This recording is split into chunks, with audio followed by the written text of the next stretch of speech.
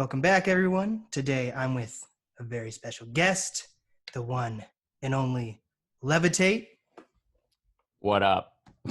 Dude, I love how you spell your name too with the triangle.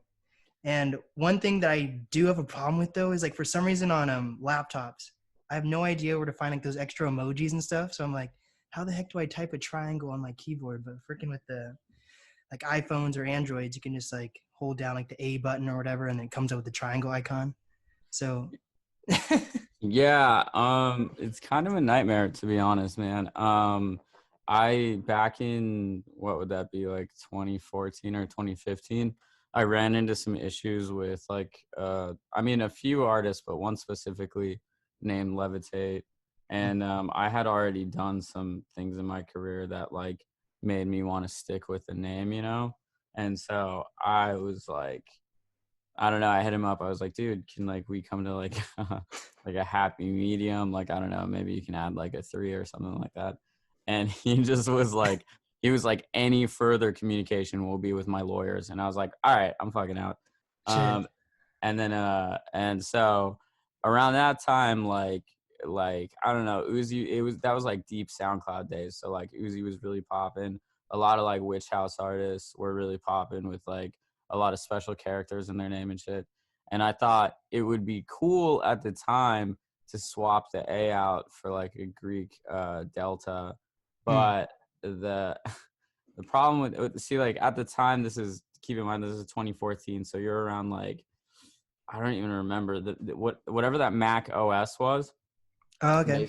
They still used Alt J as the character, and there's that band named Alt J. And so I was like, oh, people will know if they want to know, they'll know how to type that, you know. And then High Sierra dropped, and I didn't know anything about Windows at the time, so I was just on faith, like I was like, bet, like they'll figure it out.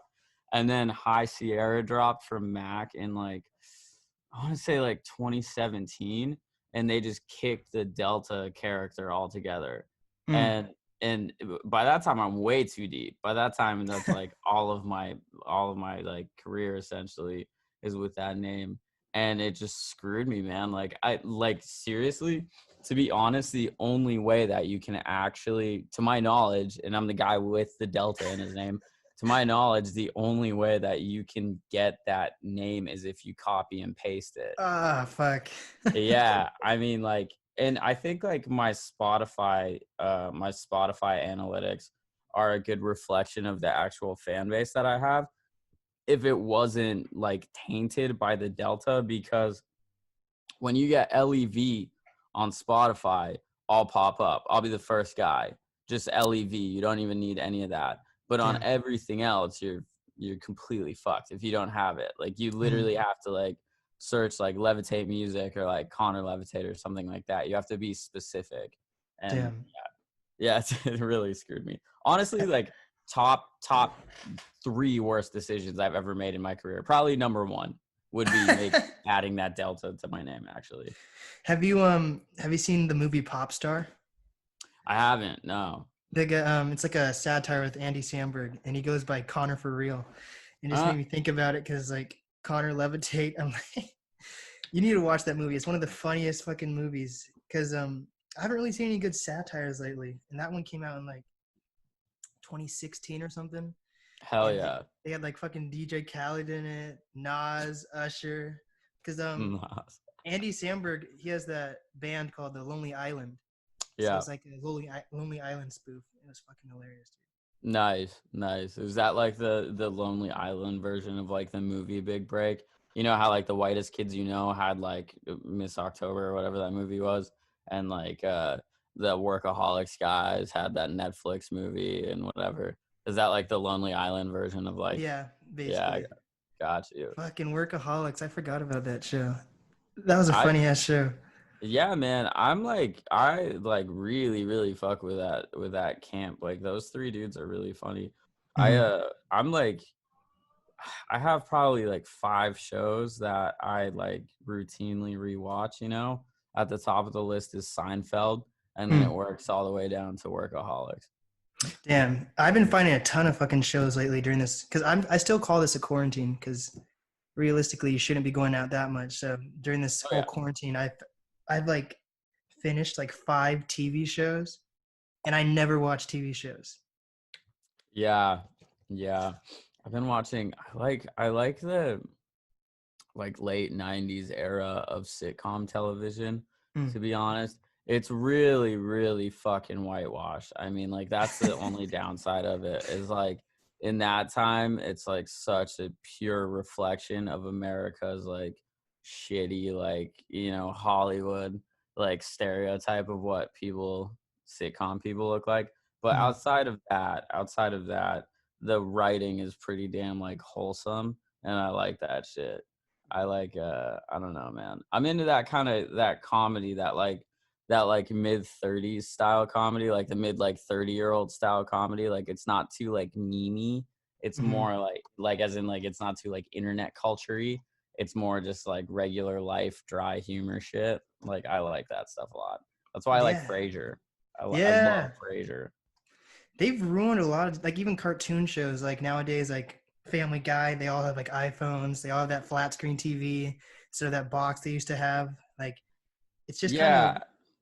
it's not, it's just, it kind of ruined it for me, because like if you notice acting, even like everything's been like chillaxed almost. Like, I feel like chillax is not even the right word, but laid back. Like acting, how people talk in movies now, it's like more personable. Yeah, yeah, like it's I don't I'm like I have this weird thing with media where I like kitschy a lot. Like, I really like shit that's like Americana, like kitschy aesthetics. Like that's why I love Vegas so much, because it's like this is all like so forced, and Mhm. this is very like corny, but it's like the right kind of corny. Like, that's why like I like love Jerry Seinfeld shit for that reason, because like I've seen the guy live, because Damn. it's how do I put it? It's like you're part of like classic stand-up comedy. Like, even if it's not that like laugh out loud funny from the jump, you're just like, this is like a guy in a suit in front of a brick wall with a microphone, like all goofy and shit. Like, it Mhm. is like exactly the stereotype for stand-up comedy. And I love that kind of stuff. I really, and that extends to like anything really. Like, it could be like a restaurant or something like that. And if it's full of like, and if it looks like that restaurant in like Pulp Fiction, for instance, I'll be like, yo, this is Yes. so sick. You know what I mean? Mhm. I love that shit. All that stuff is coming back too. It's like whether it's music videos having that weird like aesthetic where it's like a 90s vibe or anything like that. It's everything's like a Yeah. circle. Yeah, man. I like my thing, I guess, is that I like American culture. Like, I like not crazy nostalgia like on some 50s shit, but like I like very very American culture. Like, there's a lot of, obviously, like there's a lot of like really not cool bullshit in that, but Hmm. if you just like strip it down to like touristy goofy like National Lampoon type like American, you know what I mean? Like, just very like Americana, like fucking, I don't even know. I like essentially like what Lana Del Rey is like really tries to do with her brand, or does with her brand. But like, that being said, I'm not the biggest fan of chamber pop, so like Lana Del Rey is not like one of my top artists, but I just like that shit. You know what I mean? That Hmm. kind of art. That's just super just American culture. I So don't know why. so chamber pop, is that like when she infuses like EDM type stuff with her music, or how No, would you chamber describe? pop. Yeah, so chamber pop is, there's another room for it. What the hell is it called? Like big band pop, something like that. But chamber pop is essentially like the post Frank Sinatra, like Dolly Parton kind of, not even Dolly Parton, but like what the hell is that girl, Minnie something. But yeah, it's like that like 60s 50s 60s 70s version of pop that's like slow Oh. jazz, and there's like it's drowned in reverb in for some weird reason, but it's like it's that like it's not Lana Del Rey's music, essentially. That type stuff where it's like kind of jazzy but kind of like still pop music but kind of sad. and all like reverby sounding, but like vintage, super vintage. That's like chamber pop. Like the Weeknd's new album, kind of. Kind of, but bro, like think more like instead of I think I heard like I think I listened to 3/4 of that album. Instead of like straight like 70s 80s, it's more like think of that, but like the 50s version. You know what Hmm. I mean? Yeah, that kind of stuff. That kind of stuff. Got it. The Weeknd's album, by the way, sidebar, that shit was hilarious. I literally was like laughing my ass off listening to one of those songs. Dude, it Cause was. like dude, like the guy, like with one of those songs, it's like so fucking 80s. And then like halfway through the song, maybe 3/4, there's like a 1 minute sax solo. And I just started dying laughing. Like, dude, this is like the same guy that wrote like all that crazy like SoundCloud super sexual stuff. And Oh my it's like god. now it's just like you're like George Michaels on these hoes. Yeah, it's the thing is things like are more how do I describe it? They're more blatant nowadays, whether it's acting or music. Like in like the 80s, it was kind of like hit. I forget this. My family was like showing me this one song from the 80s, and it was basically like about a boner, and it was Yeah. like one of the top songs of the 80s. And like I've heard it before, but then they're like, no, actually listen to what they're talking about. And it's like hidden. But Yeah. nowadays, everything's just so fucking blatant. I'm like, holy shit. Yeah, the nuance, man. There was a lot of nuance, but there's like a duality to that. It's like I do like like that's kind of who I am as a person. Is I kind of like to be a bit more like reserved with even like artistically. There's like more ambiguity and like nuance to it. But that being said, there's some raw shit that really does hit home. Like I remember the first back in like 2013 when I found Sus Boy's art on Tumblr. It was like I had found Sus Boy through like deep in the internet before. I think before he even did stuff for We Did It. Hmm. And I was like, this shit is so raw and so juggalo looking, like so like shitty America, if that makes sense. That I loved it for how raw it was. And that's also why like even back in like what would that be 2011 when I found Bad Vibes from Shlomo. That's why what I really loved about Shlomo's stuff is that like the beats were so clunky and like so like raw. Like it just sounded like that dude like got a field recorder and was like, yep, take one, that's it. First take, let's go. You know, I like that. I think when it comes to nuance versus like being like blatant, I think but there's good in both of those, you know what I mean? Yeah, for sure. So how did you get into EDM? I feel like EDM's huge in Seattle when it comes like fans, but I Mm. have been struggling to find like EDM artists throughout Seattle versus the people that actually just come to town, you know? Yeah, well, I only moved to Seattle like 7 years ago. So I like grew up on the East Coast essentially in the woods. And like all I had to occupy myself was snowboarding, skateboarding, and then when I couldn't do that, I just had the internet. And so I really like dove deep into the internet, and through that I found just so much shit. Like I mean it really started with I would say it started with Justice and like the whole blog house movement. Like I think what it was is snowboard videos would use shit like Hmm. figurine and like shiny toy guns and like that kind of stuff. And then I would deep dive on that through blogs and like weird just like what was that blog spot pages like those blogs. And then I found Justice and I found like all these other things. I was never it's funny because like Daft Punk was so huge at that time, but I had like maybe one Daft Punk song I liked. I wasn't really into them that much. Hmm. But Justice was huge for me. And then yeah, so I dove into that. I had my mom buy me a DJ kit. I got like really obsessed with DJing, and then I like more than any producing, I was really obsessed with like DJ Craze and DJ Raffic, like the tractor videos of them scratching and shit. And they would always insert electronic music into their shit. It wasn't like straight hip hop, you know, it was like a lot of electronic hip hop. And so I thought that was the coolest thing ever. And so that led me into wanting to find more and more electronic hip hop and shit like that. So like 20 whatever, I moved to Cali. I like practiced DJing, producing for like a year, moved back to Vermont where I grew up. And then Yeezus by Kanye West dropped. Like I was like I was deep into all that shit. Like I was deep into like a bunch of stuff like Hudson Mohawk and like and of course Shlomo at the time, and like even Sinjin Hawk, like yeah, just so much of that shit. I had found Uzi while I was in California, and like Bauer and all that stuff. And Power's so that's, sick.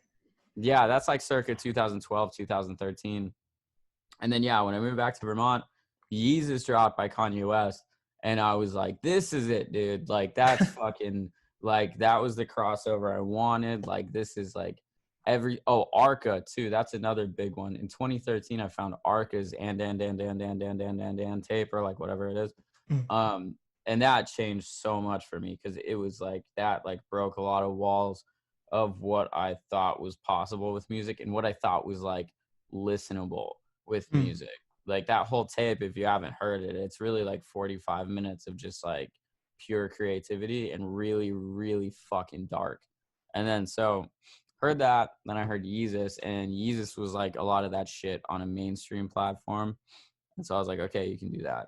And then by that time, I was like, I was talking to some people in Seattle, and my mom moved out to Seattle. So I moved out, and then lived with my mom for 2 years, and was just straight up a hip hop DJ for like, no, yeah. So I lived with my mom for like 2.5, 3 years. And in those first 2 years, I was like 19, 20, and 21. And during that time, I was just a hip hop DJ, like playing for like, I played for like 2 different like groups, hip hop groups. And Damn. then, yeah, in that time I was obviously still producing a lot and trying to drive my own thing. And then like in between that, like I think I was way still DJing hip hop shows when the whole like when the whole Bassnectar thing happened. And then like after that, I guess like we did like one song at first, and then I dropped my album Mecca in like 2015 or 16 or something like that. And like I was doing all this other shit on the side with this label. The point is though, by that time I had built enough momentum to like, okay, like I can play out of state shows now, and I can like pay my bills kinda right now. And then I just like hyper focused and just like took it from there, you know.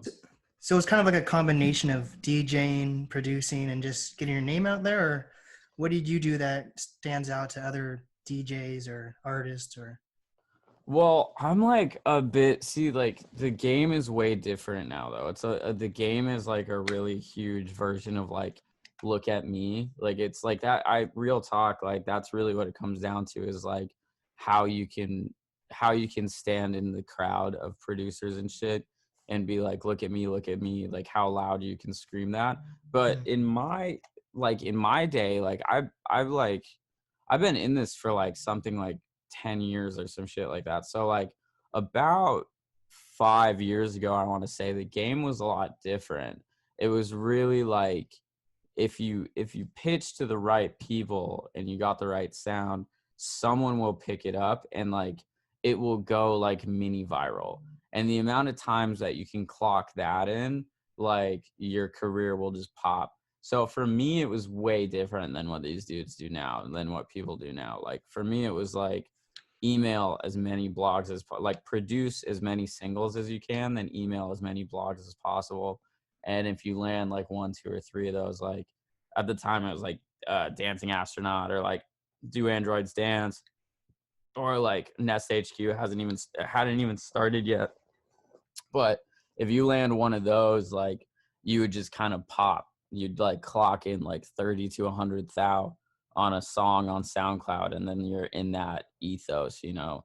So that, like, my shit, it was that mixed with like the Bassnectar collaborations, like that just set me in there, you know.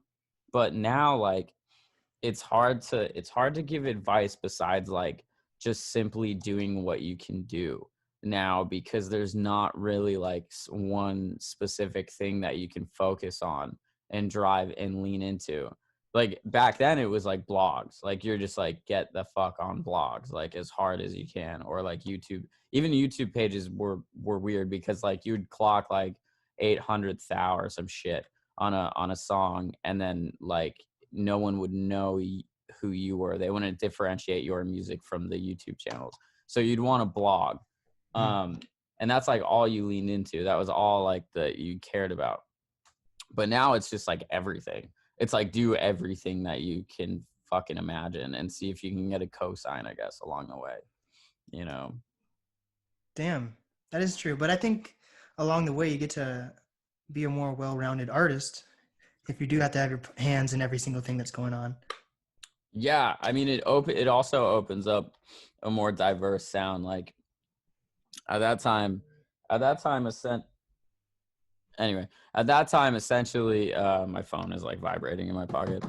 But yeah, at that time, essentially, it was essentially like you stuck to like the tropes, and because you're just trying to appease like a few certain blog writers. So it was like if you like hip hop, you're gonna go really hard into trap music, and that's it. And it's just like who's got the filthiest fucking trap. But now, and that's why like a lot of my stuff was like really like way at that time, like 2015, a lot of it sounded the same because it was like I'm just trying to carve that for myself. But now I think you can kind of do whatever you want, and because there's so many avenues, and like it really comes down to like if your music is good, your music is good. That girl Chong the Nomad from Seattle is a really good example of that, because like she writes, I like just the wonky pop music, like the Sophie kind of stuff. I apologize if I'm like marginalizing her by saying that, but it's something like that, you know. And she like got Anthony Fantano who's like the Needle Drop, like that guy, to like live stream her tune, and he starts bugging out on his live stream about it. And that's like completely like that has nothing to do with EDM at that point. That's just like literally a music reviewer. And then she's popping off that, you know what I mean? Like that was a huge boost for her. And so it's like there's so many fucking ways, and like you don't have to stick to a sound. I think it just comes down to like if you're good, you know, like if you have heat, then you have heat. And also with that though, like it's more like if you have heat and you're loud, because you can't simply just write gas right now because it's so oversaturated. Like you really truly could write the best record of all time. Like you could write I'm God by Clams Casino, and I don't think it would like break your own little bubble. Like you might pop really hard in your city or something like that, but like if you don't have like if you're not loud about it and it doesn't get into the hands of someone that can help spread it, or if like you don't like run ad, I don't know, if there's no avenue to actually get it into the bigger stream of things, like I think you're stuck at that point, you know what I mean? Like for EDM artists, is it just like rap where you can just like crank out a song instantly, and then like have some of these songs they've released, have you expected them to get as big as they have, or is it just like you continuously working and cranking them out and then like, oh shit, this one's getting attention? Or you purposely, like when you have like Gunplay and freaking Raz Simone together, like you're probably expecting that to already pop? I'm gonna be honest, man, I didn't expect that one. I didn't expect that one to pop, actually. The thing that's wild about that song too is like the label didn't even like credit their pages. So like we didn't even get the algorithms on that. Like they credited them in the feet, like it's feet, you know what I mean? But like when you click on those names, like the way that the label had inputted it was Gunplay and Raz Simone was the artist. So if you click on that, there's like no music besides the one song. So like I guess that song just like popped. Like it wasn't, I don't know, man. Like it didn't even hit their account. So I guess it just like people really liked it. And like, of course, like Gunplay is fucking sick. So like if you like Gunplay and you find that one, you're going to gravitate towards it. But no, man, like that song, we thought War Ready was the one, you know what I mean? Like when we did the Omni EP, That was like a flip of an older Macintosh song, and then they got those verses for that remix. And like yeah, man, when I finished it, me personally, I was like, yeah, War Ready is probably gonna blow, which like it did a lot of stuff. Like it did actually like a lot of really good things. But that shit was the sleeper, man. Like that Light Waves tune, that was absolutely the sleeper, because I think like I think it was like damn near a year after the song came out to where all of a Hmm. sudden like it was going fast. At first it was like not whatsoever. I mean, like that song probably had like half the plays War Ready had or something like that. We also thought Pins and Needles that's why we did a music video for Pins and Needles. We thought Pins and Needles was gonna pop way harder than it did, because that verse is like really unique. And I was like, oh yeah, this is like, if this blows up, people are gonna be like, whoa, this is a crazy sound, and it might really blow up. So yeah, we thought those two were gonna do it. But like, yeah, I don't know, man. I don't know what it was. If it was the gunplay and the Raz thing, then like big shout out to them. Even still, big shout out to them. But it was completely a sleeper. Like it was out of nowhere. Like my manager, I was in Atlanta for like a month. I stayed there for a month in like 2017, and I was with my manager at the time. He's not my manager now anymore, but like shout out Greg, still he's cool. But I was with him, and he was like, "Oh, dude, congrats! You just like broke 100K." I was like, "On what? What are you talking about?" And then like it was that song, and then it Yeah. just never stopped. It just like kept on clocking plays like that. So I guess people really like it. I don't know. I'm gonna shut this door right next to me because I think there's an echo. Yeah, no worries. So with your sound and your career, do you think it came just over time, or do you think people kind of feel like you just popped out of nowhere, or do you think everything was kind of gradual and purposeful for you? Yeah, I think like there was an era where I even had one of my friends like like do a Freudian slip and like drop this on me. There was like an era where I was like popping. Like I have a very sustained brand right now and career right now, but there was this certain era like 2015, 16 and like early 2017 where it was like you're next up, you know what I mean? And it was like this dude is like really really coming up. And I think like, to be honest, I think I just went, well, my man, I mean, you can't, it's a combo of a lot of things. Like we were moving slower than we should have been, in my opinion. I didn't necessarily have the resources that like, I looking back now I wish I had. Mhm. um and like my shit was like more abstract. That's another big thing, is like around that time, like if you listen to a song like Pins and Needles, which is when like there was a lot of like EDM attention on me, if you listen to that song, it's like way more abstract than anything you would hear in like DJ festival sets, you know. And that in a sense was like shooting myself in the foot, I guess. But I wouldn't change that. Like that put me in a way more like like mentally, spiritually happy place with my music than if I didn't write abstract shit like that. But yeah, no, I mean like for a moment though, yeah, it was like a very like not stereotypical, but stereotypical come up where it was like, oh, you get the big cosign, you get a cosign from a big artist, and then like all these blogs are doing your shit, and then like random things were popping up. Like I had like all these DJs play my shit and like all that good stuff, which I'm very thankful for. But yeah, I think it was my own like fucking like edginess or whatever that did it. Like not even like giving myself credit. It's just like a big double-edged sword. It was like I really kind of slowed shit down, but I also like, in my opinion, like did the right thing. Like I wrote, there's like one thing I wish I would have done, is sign this one record to Cannibalen Records.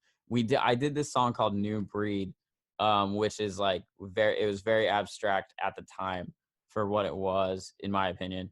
And they were like, yo, like this is super creative. And this is at the time when like we were working with them. Like I did a Cannibalen radio and shit. So like Hmm. 2016 or something like that. And they're like, yo, this is really creative and like this is wild, but like the engineering isn't where we want it to be. Can we have electric? engineer it. And I was so fucking stubborn at the time. I was like, nah, dude, like I like the way my shit sounds. And and then that's what like slowed momentum with them, and we like stopped working with them professionally per se.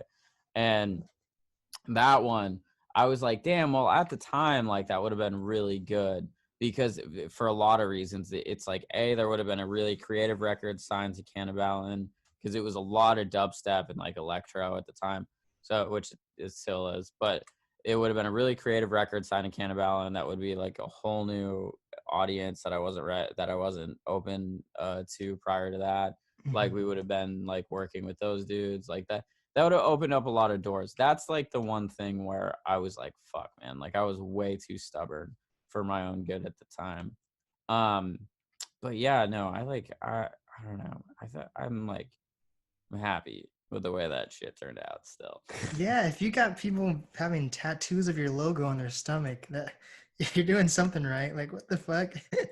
Yeah, that was crazy, man. That one was like, I think there's 3 people with references to LEViTATE, but that one was like, dog, like you went in, man. Like it's like that big, dude. It's like a huge thing. And I'm like, I fuck with that kid super tough, that Tika. I love that kid. He's super nice. He's from like South Africa, I think. Oh wow. Something like that. Yeah. Yeah, I hadn't even like, that's another wild thing is like that dude that got the tattoo, like I hadn't even like the only shit that we talked was on Instagram was like, yo, thanks for reposting. You know what I mean? Like he'd be like, I love your shit. And I'd be like, thank you so much, man. And then just like out of the blue, I was like, whoa, dude, you're like a real one. What the fuck? Yeah, it's like Joe Rogan, dude. Joe Rogan gets like so many people with his like getting his logo tattooed on their body, and he like always posts it on his Instagram stuff. I'm like, That's holy awesome. shit. I can't wait. I can't like if more people do that, I'm gonna be just ecstatic. Like I was damn near in tears when that dude got the moth on there because it was like, dude, It's that's like insane. huge. You know, that's bigger than my LEViTATE tattoo. I have one LEViTATE tattoo on the back of my calf for my old logo, and that shit is bigger than that. And I'm the guy. I'm like, Damn. bro, yeah, he really went in on that one. When did you get to a level where you were so you knew your career was gonna make it, so you got a tattoo? Like, I feel like if you're like an up and coming artist, you might want to wait out on the tattoo until like something actually pops off. Yeah, well, I got it. I got the LEViTATE wrote it. So that one is my old logo. I got that shortly after I made a new logo because Hmm. it was more of like I don't know, it was like a sentiment. Like I spent so much time with that. Like that rose was on everything, you know? So it was like I probably spent like 5 years with that logo. So at that time, the fact that I was retiring it made me okay with getting the tattoo because that's like the cap, you know what I mean? That's like where it's like that ends. So this isn't going to go anywhere else. Like this logo isn't going to go anywhere else. So I can compartmentalize that and be like, okay, that is what that did. That's that era in my life. You know, when you get like a logo of something that you're currently doing or Yeah. currently working with, like you don't know where that brand is going to go, you know what I mean? So like then it's risky to, take a logo, like do that logo.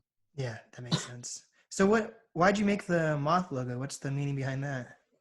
Yeah, it's cuz like I wanted to be honest, like I wanted to it's a wireframe, right? So that's like a 3D. That's like how things are laid out in 3D is by wireframe. Hmm. But I was trying to like not personify whatever the animal version of personify is. I was trying to like personify myself with it like in 3D. That was kind Hmm. of the bit is that like this is cheesy, but like this is where it landed. Like moths are the same exact as butterflies, like structurally speaking, like but like not like figure wise, they're the same thing as butterflies, but moths are like icky. But yet, like you look at a butterfly and people are like they think they're so pretty. They let butterfly land on them and like do their own thing. But moths are like icky, but they're the same thing. You know what I mean? So like the idea was being that like it's different, but this shit is still beautiful. You know what I mean? Like you have your stereotypical beauty, and then you have your off brand of beauty. And like if you spend enough time with that and pay enough attention to that, you'll find that moths are like, you know what I mean, like just as beautiful as butterflies, like that kind of thing. They're like the same thing. Yeah, I So get it. yeah, that was kind of the bit, is like I'm I'm different. Like you know what I mean? Have you seen the I think it was like early 2000s or even the 1990s when they had that SpongeBob episode where like the butterfly gets released throughout the city and there's fucking anarchy and they like Yeah, yeah, zoom in yeah. on the butterfly and it's fucking hideous. That was like that's the first time I ever saw like a butterfly up close on a cartoon. Yeah. And I was like, holy shit. Yeah, man. Like they're bugs, dude. Like that's like the thing with moths and butterflies. It's like it's kind of a funny subject to me, man, because it's like yeah, like butterflies are like cute. Like they're literally on like little girls like like school notebooks and shit. You know what I Mhm. mean? But if you close in, like they come from larvae, like they build a chrysalis. Like it's like the same shit as moths, which are like gross. You know what I mean? But they're the same exact thing. Like it doesn't actually, it's one of those things with like, it's like human nonsense where it like doesn't, we do so much shit that doesn't make sense when you actually break it down, you know? But that's just like society or whatever. That's like the human nature. Is I don't know. Is there a correlation between your logo and Silence of the Lambs at all, or is it just Nah, nah, I haven't finished that movie, and my roommates give me a lot of shit for it. shit? I've Yeah. seen every single one of. There's like 4 of them or some shit like that. Word. You Word, gotta yeah. see them all. But yeah, that's what I kind of did when I was like thinking about your promotion because it just reminded me of that movie like instantly. So I was like, here we Hell go. yeah. I fuck with that. That's what's up. I So don't what know. about Wait, yeah, continue. What are you saying? this like those robot stuff you have in like your promotion videos and like music videos? Um, I started, well, I mean, that comes from like a lot of inspiration, but like really when it comes down to it, man, like I'm just an artist. Like this sounds pretentious, but like bear with me. Like I'm an artist. Like I just create in whatever zone that I find myself in. I create what I like in that field, right? Like what I like in that zone. And so like my point being is like aesthetically, I'm kind of, as a person, I'm like kind of all over the place, but like I definitely have preferences here and there. But I found myself at like 25, 24 when I started doing 3D work. I found myself in a position where I wrote electronic music and write electronic music, and I make electronic visuals that are in 3D, you know, because like that was the 3D visuals is the easiest way to make a lot of visual content without a big budget.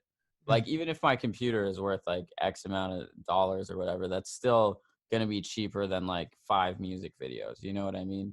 But I can make 100 music videos on my computer now if you know what I mean? So I found myself I'm like, okay, I'm a 3D artist and I make electronic music. So I'm in that box right now. Not right now. Like right now I make like I've been making a lot of indie electronic music, but at 25, that's where I was at, where Mhm. it's like, okay, I'm in that box now. So within that, it's like, what's the what in my opinion is the most artistically tasteful thing to do? Like I'm an artist, I'm a creator. So like what am I going to make in this zone? Which like this is an epiphany I had after like 2018 and doing shows. I hit this wall where I was like, what the fuck am I doing, man? Like, I didn't even like a lot of my music because aesthetically it meant kind of like nothing. Like, it was all over the fucking place. And like, if you listen to, I still have a lot of love for that Division release, the Collapse EP. But like, if you listen to it, especially with songs like Pulling Teeth, it's like brain nonsense. Like, it's like so much shit that doesn't really have a world to it besides like purely trippy out at like everything all at once kind of world. Like it's aesthetically static. You know what I mean? It's just like just white noise is really what I'm trying to say, with insane like look at me type production. There's so much like look at what I can do shit. which doesn't really mean anything. You know what I mean? So I was like, all right, found myself in that position. I'm like, I make this shit. I make super digital art. That's the point. And so I'm like, all right, as an artist, what really fits in that isn't like cringe? You know what I mean? Like, what do I feel like is, because to me, like, it would be, this is speaking subjectively. I'm gonna start like low key taking shots, but like to me, it would be cringe if I'm like, I'm a super EDM guy, or like I'm a super electronic cyborg guy, and I like put on a mask and start making electro, and it's like all fucking like Tron looking. I mean, that's cool if you're into that, but like, there's a good and bad way to do It's like that. a But like, trope at that point, though. exactly. That was my point. Is like, bro, like we get it. You like Blade Runner, you know, like at that. So I was trying to find like a spot where it's like what's like an artistically cool place to go with this. And so I find myself, what makes the most sense is digital, like futurism, because that's what the music inherently sounds like. And it's like, okay, what if we like laser focus in on that? You know, it's like now in that world, now we're talking like things like Blade Runner and shit like Tron and that kind of stuff. And it's like cyberpunk. Now it's like in that lane of art, what do I like personally? I like shit like Ghost in the Shell. I like Yeah. shit like that director who did Chappie, and he did like District 12, I think it's called. District 9. District 9, yeah, thank Mhm. you. That director, like that look of that shit is like so real. Like it's so cool and like so like not like fucking snazzy. You know what I mean? Like, don't get me wrong, I like Blade Runner too. That's like a awesome example of that. But it's like, let's not be so like, let's have some fucking nuance to this, you know? Um, but yeah, so that's where I landed with that, where it's like, okay, not like as a human, I'm not like obsessed with that shit. I just really like that. That's one of the many things I really like. You know, I also really like fucking like deathcore, like metal. Like I like super like horror shit and like brutal stuff. But I'm at that time, it's like I'm an electronic artist. So it's like you can't just like for no reason at all start incorporating just like brutalist horror aesthetics where it's, you know, Texas Chainsaw Massacre shit. That Mhm. wouldn't make any sense. It's like, how does that mix with like sound design synths? It just doesn't, you know? So that's how I landed with that stuff. Cause it was like, yo, like I do like some dystopian cyber. Well, actually I like quite a lot of dystopian cyber shit, but what's aesthetically cool with that? Like what's artistic with that stuff? And I land on that kind of shit. So did you self-teach yourself how to do 3D design, or did you take a class, or? All of it, my man. Yeah. I like just YouTube. Wait, so you created those robots in the videos, or? There's like a workflow to 3D stuff. A lot of it is called kit bashing, where you take a bunch of shit that people have already modeled, and Mhm. then you just like smash them together. You know, I don't model. That's a really important distinction to make. I do not model. So like you have like Lyndon, for instance, like Ghost Girl. She models all that shit. And Sam Carey, Plant Daddy, she models all her shit too. I don't model. What I do is I texture. Like I work on materials and lighting and scene design, setting, like camera. I do like everything but model in a Mhm. 3D space, because that's the last. Modeling is so much like physically working with clay that like I don't. That's not my thing. I'm more Mhm. about like the vision. You know what I mean? Like it doesn't in my to as an example, like I don't really care how I get the robot. I just care that I have the robot. You know what I mean? So I'll find a lot of pre-made shit, or like have my friends help me make something and that kind of stuff. Yeah, I've actually been starting to really get into that stuff too during this quarantine. I've like focused on different ways I can work on promotion Hell and yeah. learn little tools and stuff, because we're edging towards a world where fucking the job market's going to completely crash, and that being independent and being able to have your own independent business is going to be really key, whether you're an artist podcasters selling merch or clothing that people actually want. It's all really important. So what I've noticed when I've been working in media, how much things like overlap. Like, oh, I actually know where he got that sample from because I found the exact same sample. Or like, I yesterday, no, so actually, how I figured out how things overlap, if that makes sense, is like I was watching. This is a terrible example, but I was watching at the beginning of quarantine. I was watching R. Kelly's "Trapped in the Closet" thing. Yeah. Like his whole fucking music video. I was like, I know he's a terrible guy, but I just want to get this out of the way because I've never seen it. Yeah. And something that I noticed though, besides how terrible the acting was, is that when it was like a video transition, it would be like stock foot slide number 1, and then it would just be like a stock heel, and then that's the person's walking or something, or Mm-hmm. like camera angle 4 of a taxi turning down a driveway or something like that. Like that's like all stock. And I've started to notice that in like other TV shows or like movies. And that's how I tell like the production value in like a movie or something, is if you can like see like the actual ceiling in like a shot, or whether it's actually like a set, or like how video transitions work and all that. So I've been like really noticing like how everything works. And it's Yeah. interesting. Yeah, man. With sound, with production, like producers, that's like so obvious, and it totally is like a trickle down thing in that sense, where it's like the higher you go up on the chain, you see less of that, and you see more all original. But like until you hit that point, like there kind of is just so many little resources that people share. The biggest one I see, there's this fucking in visuals. There's this fucking particle overlay that like everyone fucking uses, man. Like I never use that shit because I'm like, I see this shit everywhere, dude. It's like this like Shutterstock particle thing. And Hmm. it's like, dude, it's like every fucking time. Like, guys, you need to just make your own or something, like, please. But yeah, in production and when the producer ecosphere, that shit is really obvious. Like it's all over the place. Like I did that splice sample pack, and when that shit was really popping, dude, it was like what's crazy is I was in a lot of repost chains at that time. I'm only in like one now, Hmm. because that's the homie that runs that shit. But for a minute, when I was going fully indie, I was like, I'm gonna get in as many as I can so I can like push as fast as I can. And like, dude, it would be literally like every other day, one of the reposts like had one of my sounds in it, like obviously. And it was like, yo, like what? Y'all are really out here like this. Cause being like from a distance, like I wouldn't notice when someone uses like a stock sound. You know what I mean? Like I would not notice that because I'm not up to date on stock sounds. I like make most of my shit.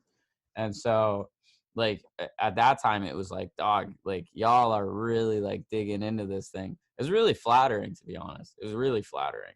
And even still to this day, dude, like I still hear shit that uses like a few of the samples that I made. It's kind of crazy. Like the Inception noise there's like in every single movie now. The Yeah. I think that's a contact pack too. I think mm. like one of the ones that they use in because like shit, I seen that industry now too, and I'm like, y'all do use fucking dude. Even in trailer music, they use the same shit. I work in that. I like have a mentor in that realm that like helps me write music for trailers, and like he Damn. sends me stock shit. He sends me presets, and he's like, oh yeah, this is like the one. And I'm like, y'all just use the same shit, man. Like, that's crazy to me. But Cause it's you imagine like some Hans Zimmer shit where he has like a fucking symphony of like 300 people. You know what I mean? But like, nah. If you see like the trailer to what was that movie? Parasite or something like that. Dog, those are like contact patches, like straight up. I mean, I can't yeah. say that for sure. I can't say that for sure. So, backtrack that. But But no, but I completely noticed all that stuff, like even in movies where it's like a simple like I don't even know how to describe it, like a ringtone sound that like like the instrumentals they use in movies and stuff. Like I noticed all that stuff. But the thing is I don't think if you're not an artist, I don't think people really notice that. So I think that's why it's so easy for people to continuously sample. yeah. And I don't mind sampling. I'm not really like just because I make all my shit original. Doesn't mean that like I beef on sampling. My favorite music in the world was made from sampling. Like OG golden era 90s hip hop, that's sampling, dude. You know, like I'm not that guy. A lot of people are really like core in that sense, but nah. With my music, I don't sample because I shit you not, at this point, it's just more inconvenient to find samples than to just make it. But like if I found a really fire sample, hell yeah, I'd use that shit, especially if I could clear it. So like in EDM music, I hear like a lot of like, how do I describe it? It's like echoes of like voices in songs, or like when the bass drop or something random like that. Yeah, Like, do artists make that themselves, or how do sounds like that get incorporated into EDM?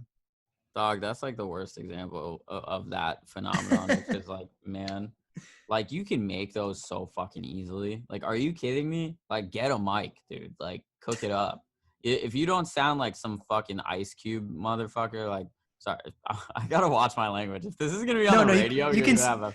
you can say shit. It's fine. It's it'll be on like all the streaming services. So Oh, okay, got you, yeah. got you. Okay, cool. Yeah, so what was I gonna say? Yeah, if you don't sound like an Ice Cube type motherfucker, like that's okay. Like you can find a just find like it's just that's so easy to make that like it's hard for me to even imagine using like a like cymatics or splice sample for like a pre-drop.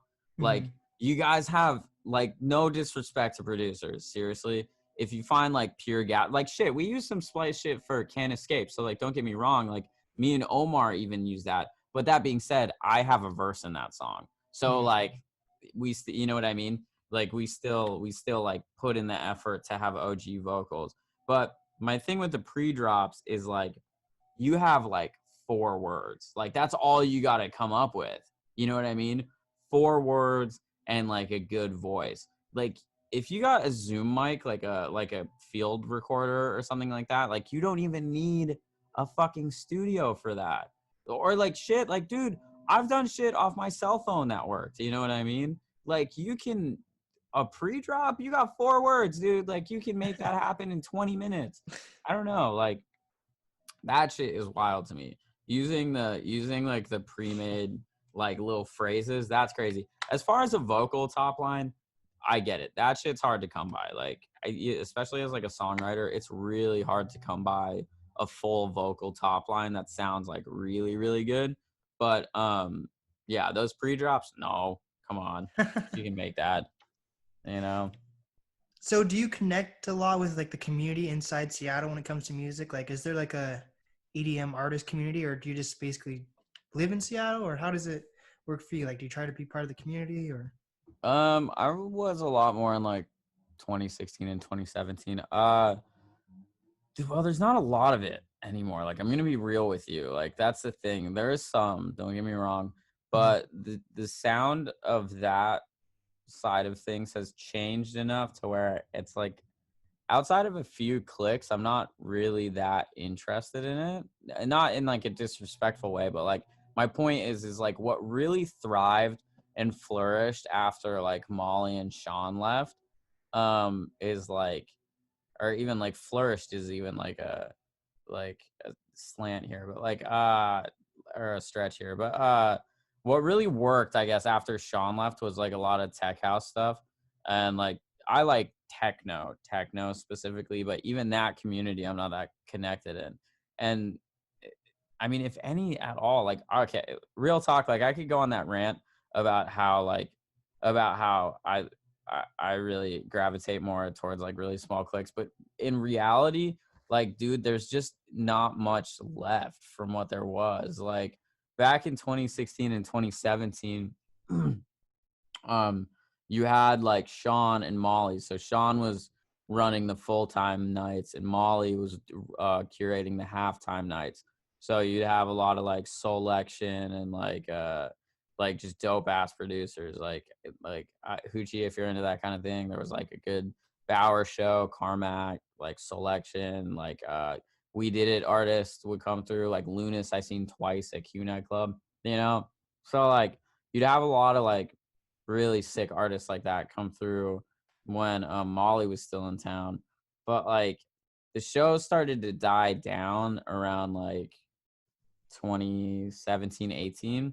And then it was like hip hop nights were really popping, which like that has nothing to do with me. Although I love hip hop, but like I don't like club hip hop. I don't like, I'm Mm. not like that big into that shit. Um, so that was like still flourishing in like a nightclub ethos, but like pretty much I guess to answer your question in short, man, like there's not much left that I can attach to directly besides the people I love in the first place, you know, the people that I really grew to love from back in the day. That being said, the wave scene is sick. There is like human error. That whole clique is really fucking cool. They're really sick, but it's very niche. And I like the Shook crew a lot. What Gabe has done with that. Um Mark is cool. Subset is cool, but that's really where we start talking about like where my aesthetics come into play, because it's really hit or miss. Like I'm really more privy towards halftime stuff. But yeah, that because of that phenomenon and like the fact I just started playing more out of town shows, and when you work in like an industry for a really long time, like you gain a lot more friends like just in the industry, you know, I like my closest friends are in Seattle for sure, but like when it comes to like the extended friends, like dude, I would say like one of my best friends lives in Colorado. Like Mm. Mark is he goes by Brothel. That's like one of my best friends, and like he lives in Colorado. Like What's I see him. EDM's huge there, right? Oh yeah. He lives in Fort Collins though. He's kind of like in like he's kind of like lives out in the desert or some shit, Mm. out in like out of the city. But yeah, man, like it's the network is like big enough to where it's like, look, I don't know, look, like shit in Seattle is cool though. I really like Seattle. I like Seattle because of the city itself. Because like I have a lot of friends here and it's beautiful in Washington, so that's why I really like Seattle. But the scene, I don't know, man. It's not what it was. Definitely isn't what it was. I think there's gonna be another resurgence of momentum. But right now, well, obviously because of COVID, but let's act like isn't happening. You know, right before COVID, uh, yeah, like it did seem like there's going to be a really big resurgence of of a new-ish scene. It just depends on what that's going to be. You know, I What do think you D and think? B. What do you think is the biggest genre right now in Seattle? I don't even know, man. I don't know. Um, that's so hard to say because fuck, man, that's like another thing. It's like your regular club goer. Like I don't purposely do this. It's just like my routine. I just have like a bit of not anonymity. It's like see an enemy from Nemo, basically. Anonymity. Yeah, I'm not a bit anonymous on purpose. It's just my routine of things because I don't go out here too much anymore, and I don't know. I'm not that social anymore in a sense. I work too much for that. But yeah, I so it's hard to say. I don't really know what's popping like that, like for real. But I do know like the wave scene is growing fast, like really fast, and the D&B it's funny because we have the fucking longest D&B night in the world in Seattle, but like the D&B scene is growing really fast. Mhm. And so I honestly think drum and bass is up next, but I don't know. Can't call it. Do you Me per oh, no, you go. My bad. Me personally, I've been writing weird indie electronic shit. So that's more, I'm saying the D&B thing as a completely unbiased standpoint, because Mhm. I'm not leaning into D&B right now as a producer. I'm like leaning towards like indie electronic abstract shit, I guess. Abstract. So do Yeah. you at this point are you able to throw like your own events versus having to get on someone else's show? And do you ever try to focus on getting on like Bumper Shoot or Paradiso or anything like that? Well, I did. So yeah, I did get on Beyond Wonderland before that was fucking canceled. Mm. But yeah, no, that was actually the focus for really. That was like where my head is at in Seattle. Like if I play a show in Seattle, I'm gonna throw it.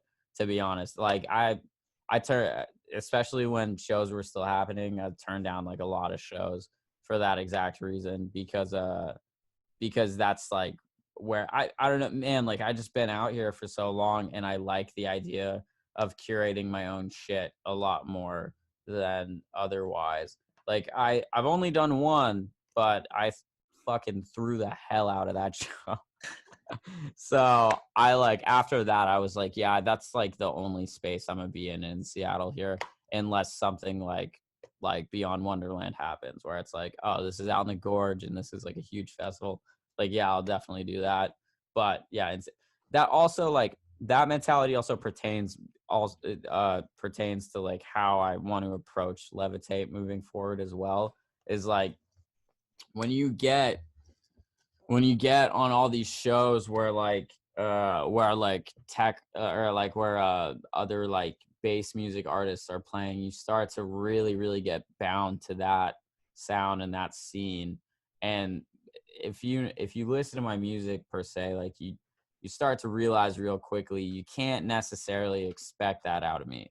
And so, more in strategy, it's not smart for me to dive in to scenes and clicks and start doing work with scenes and clicks that are specifically bass music, because you'll have the phenomenon to where it's like, oh, LEViTATE's on a roster with, like Quaxton is a really good example, or like Kumarion. You'll have a I saw LEViTATE on that. the Yeah, you'll have a LEViTATE on a roster with those dudes, which I absolutely, those are like really close friends of mine. I'll absolutely play shows with them.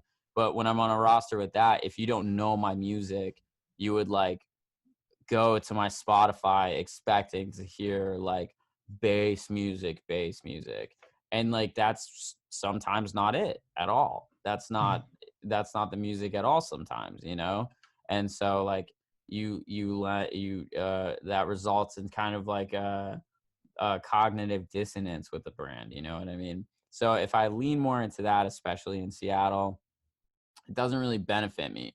But if I see how genuine it is on my own, if I go and do my own event and I do my own shit, and it just is what it is, like it's just there for what it is, you know what I mean? Then you start to get like that disassociation with a specific network of people, um like create it. Honestly, it's just better for me, man. Like it's just that allows me to have like really true fans, because this is like a complex subject, because like essentially I wouldn't mind if I was truly obsessed with just bass music. I would not mind like getting on bills with like Kaiwachi, or like doing shows with companies that are specifically known for bass music. I wouldn't mind that if that was my thing, you know what I mean? But that isn't really my thing.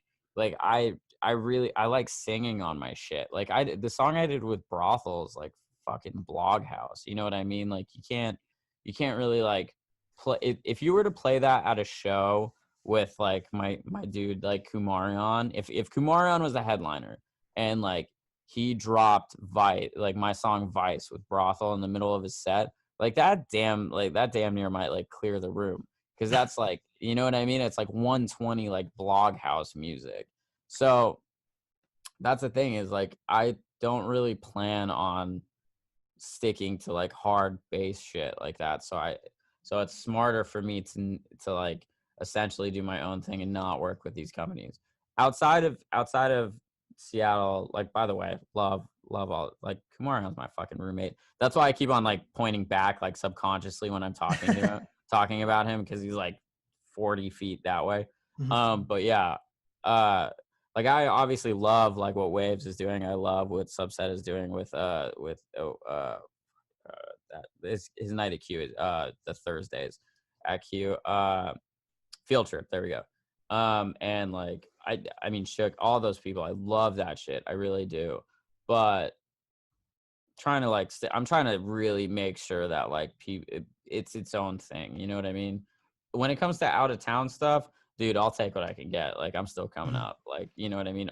I will definitely like in Atlanta, like for sure I'll play like with like a straight up wook bass artist. Like bet, let's get it. You know, I don't know that city, or I do Yeah. know that city, but you know what I mean. Well, like you've already been in Seattle long enough that you're not an up and coming artist in the sense that you need to focus on collaborating with other bills or anything like that. So in that sense, it Yeah. definitely does make sense. Well, that was also another thing is like I had that mentality for so long. I had to see the actual like reality of that. I had to see like if my hunch was right. You know what I mean? Where it's like, yeah, I should probably just like do my own thing.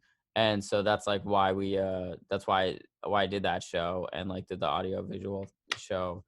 And we nailed it. Like I like 500 plus people were in that shit, and I think we were like 50 tickets away from like selling out.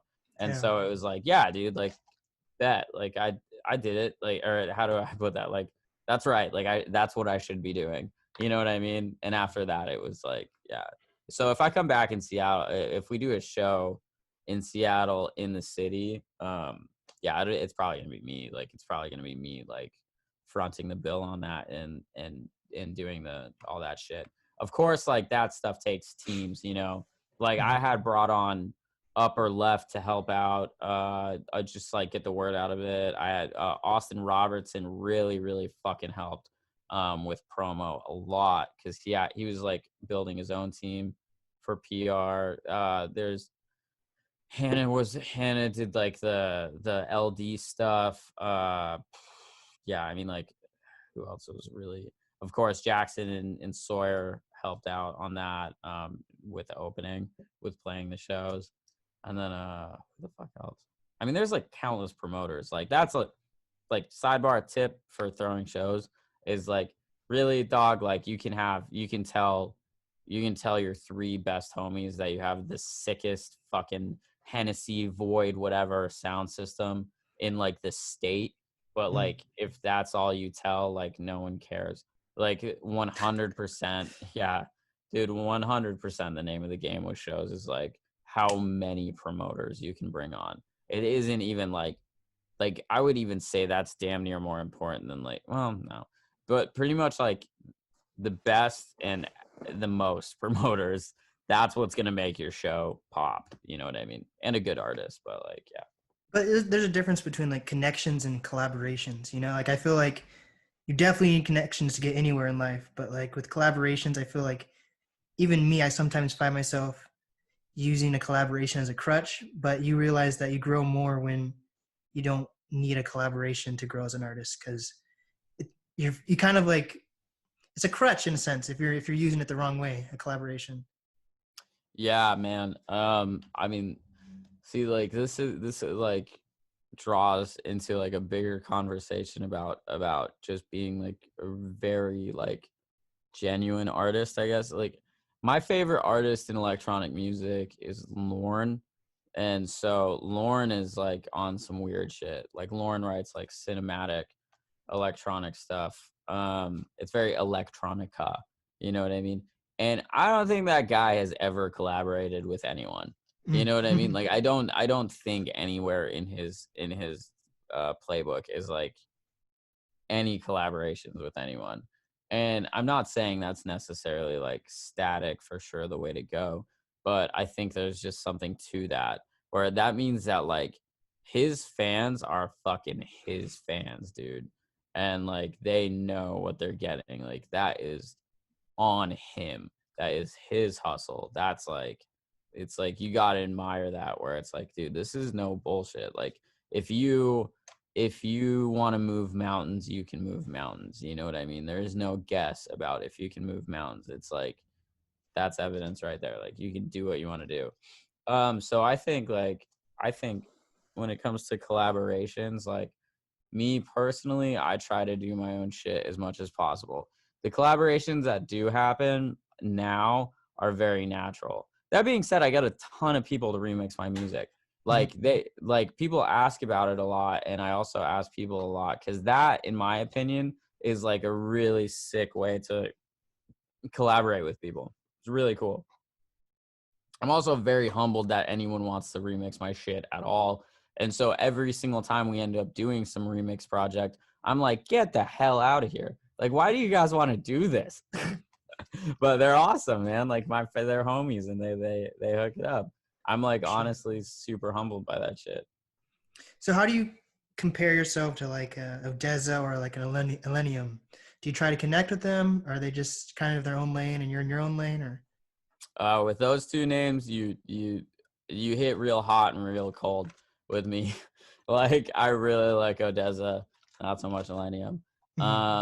Just aesthetically speaking. I with Odessa, I look up to those guys a lot. I think they did a lot of things right, man. Like fuck, dude, like they have live performances on KEXP. I think that's so sick, dude. That's like so admirable. Like you guys did some shit in your hometown that is just like that speaks like this so works outside a realm of a major festival, like big lights and all that shit, that like y'all are playing on a fucking indie radio station to do this. Like that's so sick. I love that so much. Yeah, I think with that brand, they did a lot of things that I admire, a lot of stuff. Like if they were to ask to if I had ever like gone in the room with them per se, and there was any effort or any proposition of doing something together, like not even like writing music, just like anything, you know what I mean? I would definitely be open to that because it's like they're fucking great. But real talk, like I don't know if this comes back to like the stubborn thing, but there's a lot of artists that like bigger than me or not, like I don't give a shit. Like if there was a conversation about like you want to work together, I'd be like, well, I don't like your music, so like I'm not gonna fake liking your music to work together. You know what I mean? And I don't think there's anything wrong with that. Straight up, like art is subjective from the jump. The only reason that we have careers, that's some real shit. Like the only reason any of us get paid from this shit at all or like do things is because of subjectivity. So to ignore and deny subjectivity and opinions to like what, like gain clout, like that's parasitic. You're like poison to that because this whole shit is built on subjectivity. So like what, you're going to bring like disingenuine like moves into the picture? That's shit, man. Like that ain't me, you know. So there's a lot of people whether or not they write pretty music or their fan base aligns with mine or whatever, that I wouldn't work with. But Odessa, fuck yeah, dude, they're great. They are super great. so when it comes to when I'm talking like up and coming artists, they're like, oh yeah, I reached like 40,000 streams on this song, and then with you have like 800,000 to like a million. Like, do you feel like in a sense that like you've made it and that you're happy with your numbers, and if you don't get higher numbers than a million streams on a song, you already have your clique and your niche of fans? Or It's all how does that work for subjective, you? man. It's totally subjective. Or it's just like contextual. That's a better word. It's all contextual, man. Uh, I I'm happy for anyone. Like I get happy at like shit that has like 3,000 plays because I'm like, oh, sick, they like that. Because there's a lot of reaches that I make. You know what I mean? Like there's a ton of reaches that I make. Like I just kind of out of just like pure apathy, I like dropped a yeah. Let me double check this on my other monitor. I dropped like a lo-fi indie song with my boy that like my homie played guitar on the song like 2+ years ago, and I just sang on it like on some new wave shit. I guess you could call it new wave. And yeah, like that's the thing is like that song has 2,500 plays, and I honestly think that's like awesome because it's like this is anything but what I would normally write. Whereas like Chasing Heaven has 8 million plays, but the thing is like I can like that's with like a guy that had like such a huge fucking career. And so it's like yeah, I can kind of expect that, but does that it's like, and for that I felt so blessed. But it has its own kind of flavor to it, you know what I mean, where it's like I know what that is. You know what I mean? Like if we're talking, if we like speak objectively here, it's like super sick that his fans like the work that I did on that song enough to make it like one of his like like not most, but like it's on the upper end of like the amount of plays that he gets. But like, but I know that's his fan base. You know what I mean? So that's me like kind of just like through someone else's avenue. Whereas like with I did this song called All That I've Done that's about to break 200K. That shit, it's got my voice on it. It's got my like everything. Like if that was all made in this room and there's no engineering anywhere else, anything like that. Okay. That's 100% me, and it's on my label and all that shit. Like even the back end, like is publishing is me, and I'm like, yo, like this got on some playlists, this got some love, like this is breaking like the 6 figures. I'm like, bet, like that's fucking super cool to me. That's Mhm. super cool to me, and it also shows me that like this can be done right now. There's not like a pipe dream thing where it's like, oh, if I write the right amount of gas, like maybe something can pop. It's like, no, something kind of did pop, like not crazy, but like 200K is good to me. It's just under that right now. And so I'm like, sick. So it's all contextual, man. Like it's all contextual. For a while, SoundCloud was out of this place where it's like, if you don't get 100K, like you're like not doing it. You know what I mean? That was like SoundCloud for a minute, but shit's so different now. I think it really like comes down more to like engagement and like what you're trying to do. Like how good is it working for doing what you're trying to do, you know? So the number of when you can turn your hobby into a career is all subjective also, or do you think that for an artist to actually make a living, they consistently have to be reaching over 1 million streams? Like when No, does when does an artist, like, is 20,000 always going to be like a lot of streams for an artist?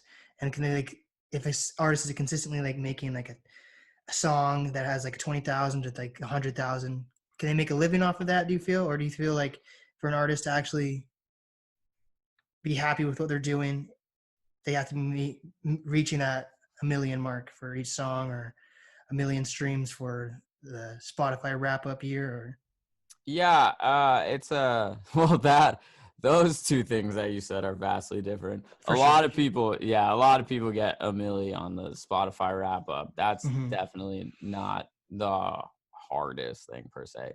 But no, yeah, man.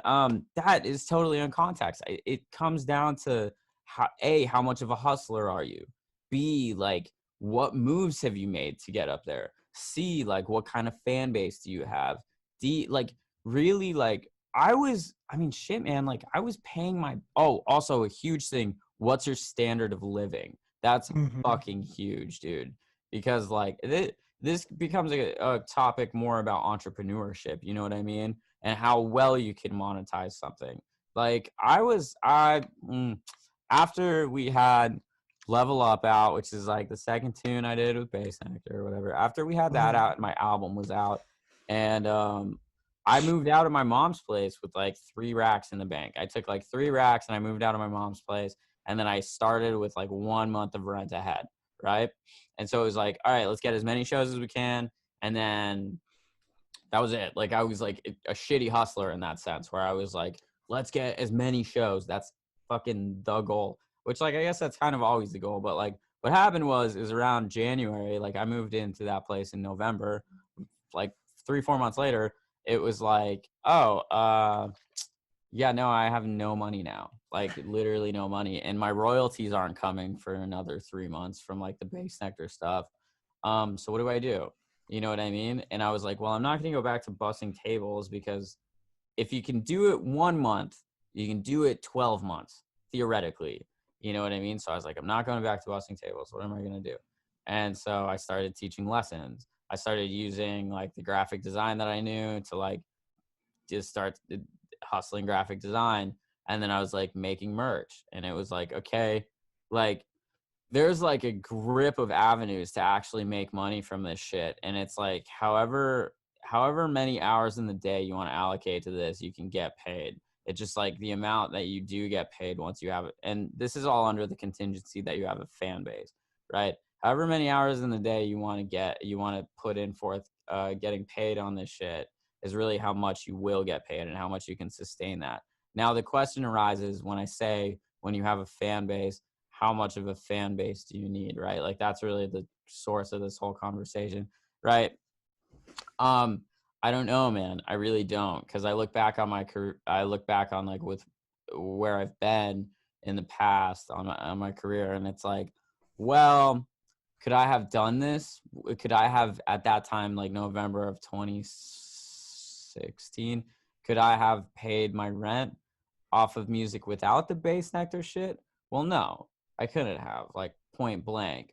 But could I have putting out like 4 times as many singles as I was at the time, had my label drop them all, push the fuck out of them, get those 100,000, get like the fucking all the plays, you know what I mean? Done that and then booked more live shows? Fuck yeah, I could have. Dude, like I went ghost for like a year after that, after Level Up came out. I think I released like 2 songs in a year because I was working on my whole album. And then 2016 drops by and I dropped just a whole fucking album out of nowhere. You know what I mean? And it was like, yo, like I probably could have just released those as singles and that would have made my career move much faster. You know, so it really comes down to like how much hustle you got in you, how intelligent you are about those hustles. Like, I don't know, man. I think you could probably like, if there was a number, you could, and we're talking real fucking smart, really, really fucking smart, like diehard fan bases. If there was a number, you could probably get by with like 50,000 monthly listeners, you know, maybe like 30 to 50, like lowball, like 30,000 monthly listeners on Spotify and somewhat of a reflection on that on SoundCloud, you know, because especially if you're really in the blow up stage, like I'm watching Omar do this right now. Like Omar is in that stage to where like his shit is like picking up really, really fast. And so in that, it's very contextual. Like some people, if they're impressed with you, they're like, wow, you went from having like 3 releases that didn't really do much to having like a song that has like 190,000 fucking plays out of nowhere. Like then you're going to get shows and then you can make your rent. You know what I mean? So it's like, it really, really, and I like don't mean to sound cliche with this, but it just really comes down to how much heart you got, you know, like how much hustle you really got in you and how smart you are. Like I hate to say that, man, but like, here's the thing. I've It's met like, some dumb artists, man. I've met some like artists who are on record labels, working with big time artists, like fucking like I know artists who've like worked with like T.I. and stuff like that, and they're just not even really a person. yeah, Like, well, like the thing with that is like, and that's why I say that, because it's like you can do something like that. You can do some crazy shit, but if you just like are not really, if you're not privy enough at the time to really understand how else you can make money or how to monetize that type of shit, you're just gonna take L's. Like I know a lot of people that did huge, huge, huge shit, bigger shit than I did in my career. And then they're like working like they're like bussing tables to pay their rent. And it's like, well, dog, like you should no, you should not have to do that. There's ways to not have to do that. You know, like I know a lot of people, like shit, there's people out in LA that are like literally like doing fucking huge things and they still work a side job because like the music ain't paying them enough. And it's like, that's kind of on you. You know, another really big avenue when it comes to that is like music publishing and syncing. So if you like work with like a sync house or like a licensing agent, that'll really get you like really far with that shit. But yeah, the reason I don't mind calling people like dumb point blank or like talking about something like as like intelligence in this is because real talk, you can just make yourself smarter. Like there ain't no bullshit to that. Go read some fucking books and meditate. Like you'll get bright, man. I met people that were, myself included, fucking morons when they were kids. And then like, you know, if you really spend the time where you're like, I'm a self-improve, you can do it. You can definitely like, you know, not notch up that score a little bit. You know what I mean? do you think there's like a mindset that you noticed that gets people to stopping them from like being successful? Yeah, I mean, there's a lot, and I think a really hard pill to swallow. And like, I probably get a lot of shit for this, but like, I think a really hard pill for a lot of people to swallow is substance abuse, like that, like not even in some like fucking like dare type of way. Like the reality is like you do not have to be a heroin junkie for like your habits to just fuck your career up. Like you really don't, man. Like even to the point of like if you're, man, like just I've just seen this. I can only speak out of like experience, but if you're getting like truly fucked up at every single show you play, like you will, it's bad. That's bad. Like you're the amount of botched first impressions you'll get left with is just like, man, like there's a lot of levels to it. Also, like I don't know, man. Like I'm not gonna tell someone how to live their life. You fucking do you. There's a lot of people that are super high functioning alcoholics per se. But with me personally, I can only speak for myself.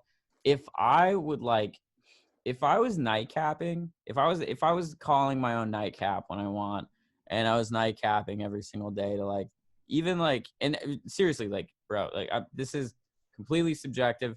You can obviously do this shit, but like with me personally, if I was getting slightly drunk at the end of every night, that shit's a depressant. I wouldn't really wake up with the amount of oomph that I have if I was like just like 2% hungover every day. Now, if we quantify that, that adds like, that adds a good half an hour to your wake up routine.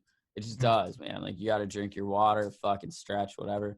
That'll add like a good half an hour to your wake up routine. You do that times 365, you just fucking wasted like, what is that? Like some shit like 182.5 hours, right? Jesus. You just wasted 182 hours on working. That's just one small thing. And then also you're working with hangover brain, like that, which is like shit. You know what I mean?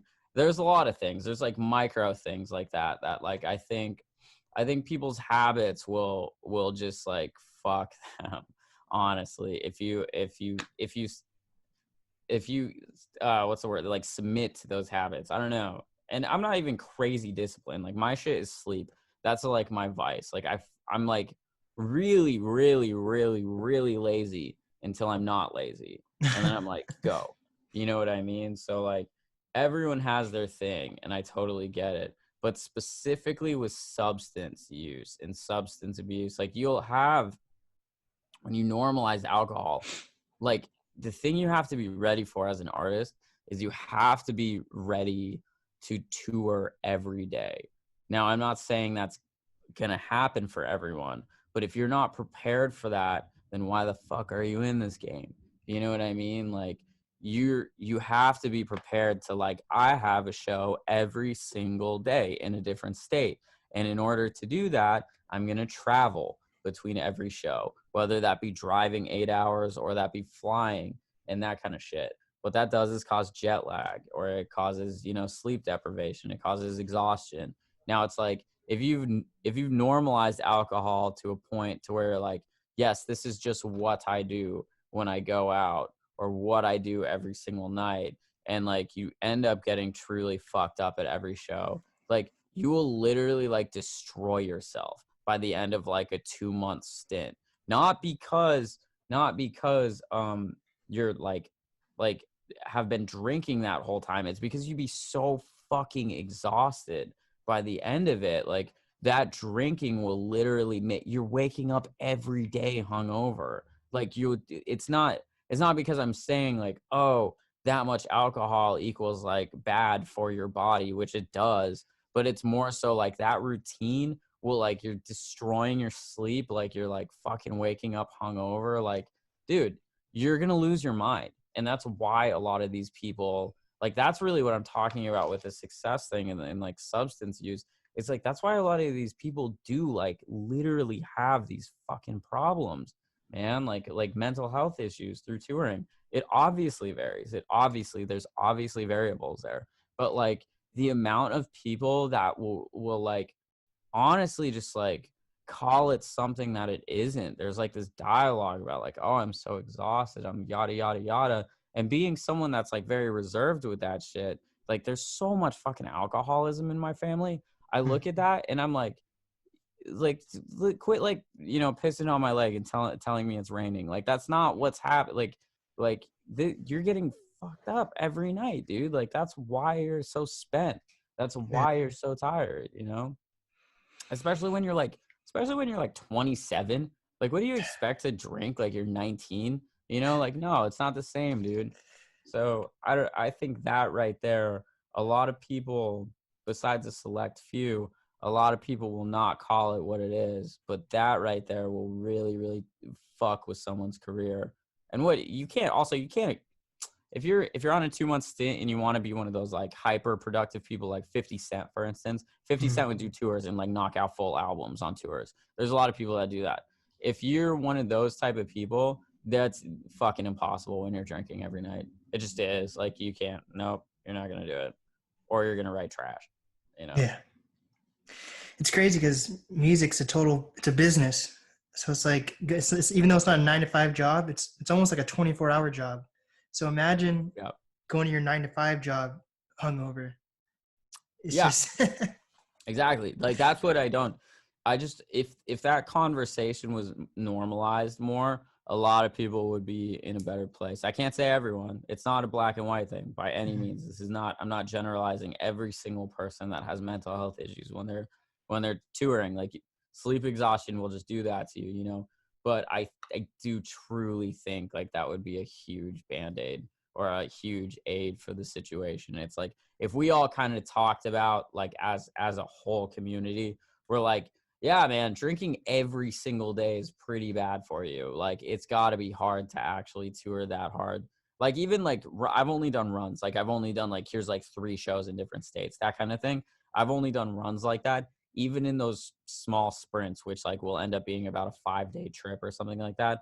If dude, like, I'll drink on the first night because I do that. And yeah. then like by the time I'm at the second spot, I'm like, this is hell. You know what I mean? Like, I'm hungover. I have to get on an airplane hungover. I have to wake up early. I'm sleep deprived. I'm like by that time, full anxiety attack. You know what Mhm. I mean? And like, can you imagine that every day? Like, yeah, you'd go insane.